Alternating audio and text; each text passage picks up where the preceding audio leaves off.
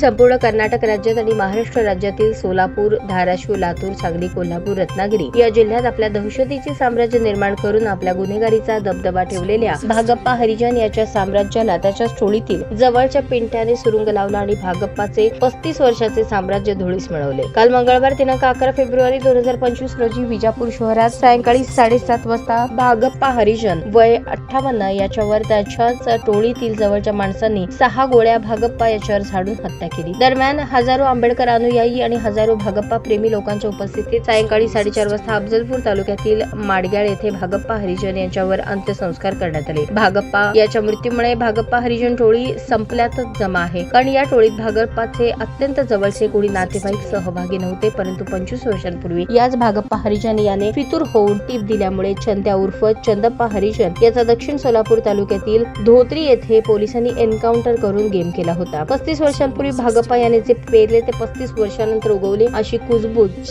आणि चर्चा कलबुर्गी, विजापूर, सोलापूर, सांगली, कोल्हापूर जिल्ह्यातील जनतेत ऐकायला मिळत आहे. भागप्पाच्या वकील असलेल्या पत्नी संगीता तळवार हिला इंडी तालुक्यात तिच्या कारवर मालट्रक घालून खून करण्यात आला होता. तर यापूर्वी भागप्पा याच्यावर 2 वेळा जीवघेण्या हल्ले कलबुर्गी येथे आणि विजापूर कोर्टाच्या आवारात करण्यात आले होते. परंतु या दोन्ही हल्ल्यांमधून भागप्पा सही सलामत वाचला होता. परंतु 25 वर्षांपूर्वी जी गेम भागप्पा याने चंदय्या हरिजन याच्या बाबतीत खेळली तीच गेम त्याच्याच अंगावर त्याच्याच टोळीतील लोकांनी उलटवली. जरी भागप्पा हरिजन याचा त्याच्याच टोळीतील जवळच्या माणसाने गेम केला असला तरी यातून विजापूर, कलबुर्गी जिल्ह्यात तसेच सीमावर्ती महाराष्ट्र भागात टोळी युद्ध भडकण्याची शक्यता निर्माण झाली आहे. गुन्हेगाराचा गुन्हेगारांनीच खून केला. 35 वर्षांपूर्वी हाच भागप्पा 17-18 वर्षांचा असेल त्यावेळी त्याचा गुरु चंदय्या हरिजन याच्या टोळीतील प्रमुख होता. चंदय्या हरिजन याच्या एन्काउंटर नंतर चंदय्या हरिजन टोळीची सूत्रे भागप्पा याने स्वतःकडे घेतली आणि 35 वर्षात आपले स्वतःचे मोठे साम्राज्य कर्नाटक राज्यात आणि सीमावर्ती महाराष्ट्र भागातील सांगली, कोल्हापूर, सोलापूर जिल्ह्यात त्याने निर्माण केले होते.